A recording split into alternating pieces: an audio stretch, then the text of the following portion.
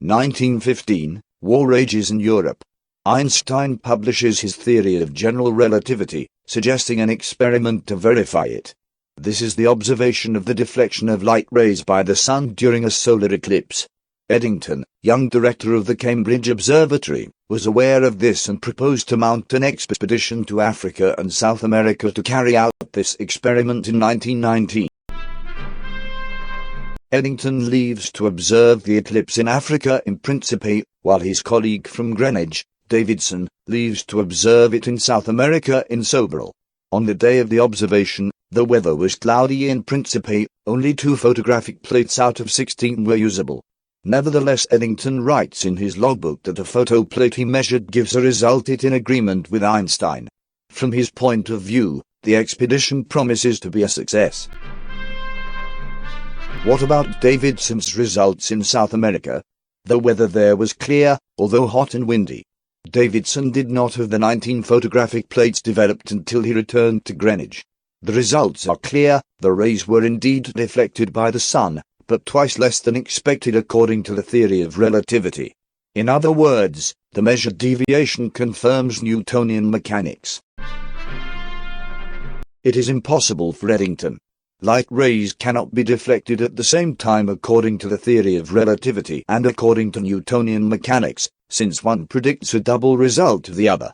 Moreover, he refuses to take into account the possible effect of refraction by the solar corona. Fortunately, in examining the results, Eddington notices that the photographs taken at Sobral by a small auxiliary astronomical telescope give results superior to those predicted by the theory of relativity.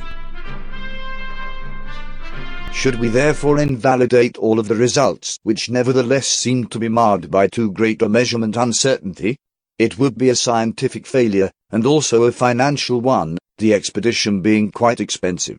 The deviation due to the sun to be measured is tiny, of the order of 1/100th of a thousandth of a degree, the equivalent of the thickness of a hair seen from 200 meters away. It is infinitesimal. Yet Eddington opted to invalidate Davidson's only results in Sobral, due to the wind and heat that day. However, it keeps the measurements of the small auxiliary astronomical telescope for South America. Thus the average of the results retained goes in the direction expected from the theory of relativity.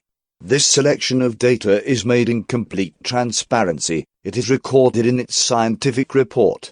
You can check it yourself online at the link that appears. The English scientific community validates its results during the session of November 6, 1919 at the Royal Society in London. Newtonian mechanics is dead. Long live the theory of relativity.